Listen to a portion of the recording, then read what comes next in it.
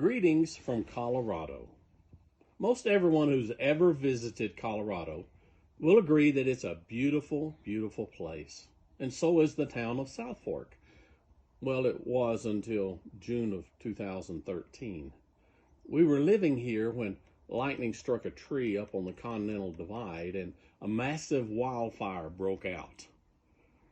Over the next several days to weeks, 110,000 acres were burned. And Nan and I, along with the entire town of South Fork, were evacuated for days by the National Guard as the fire grew closer and closer to this beautiful little town. The beautiful mountains that were lush with aspens and pines and spruce were left stripped and barren. Behind the flames stood just tall black sticks that were once beautiful green trees that graced the sides of the mountains. The mountains were stripped of their beauty and no longer a source of shelter or food for those that call the mountains home. You know, sin sort of does the very same thing to us. Just like what the wildfire did to the mountains, sin will strip you of your hope, your beauty.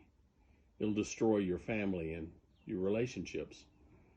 The Bible says, for the wages of sin are death. That death is eternal separation from God. And just like a forest fire, sin starts from a single spark. A lightning bolt of temptation can strike at any time. At first, it seems like nothing. And an adulterer says it just started with a smile. An alcoholic says someone dared him to just take a drink. Or an addict says she was just dared to take a puff. Then you begin going downhill. And your sin begins to pick up speed. And before you know it, you're sort of out of control. You know, the song says the God of the mountain is the God of the valley. As sin races you downhill, the mountain is your rescue. Those out of control up here in the mountains are rescued by what is called a runaway ramp.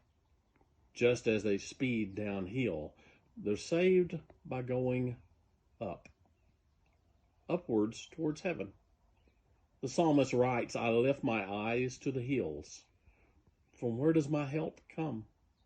My help comes from the Lord. But sin has a way of making us believe that we're beyond help, that we're ugly, unlovable, and certainly undeserving. Soon we develop tunnel vision, and we can't see those who love us, those who are praying for us, and we can't even see the light of God that's waiting for us at the end of the tunnel. God says in Jeremiah 29:11, for I know the plans I have for you, plans to prosper you and not to harm you, plans to give you hope and a future. Life can be beautiful.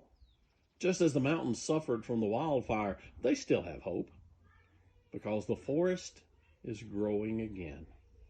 God is blessing the mountains with his rain, his sunshine, and his loving care. And he'll do the same for you if you'll just turn your eyes towards heaven and place your faith in Jesus Christ. He'll remove the burns of sin and restore you to his mountaintop of peace and love that he has just for you. Until we talk again, God bless from South Fork.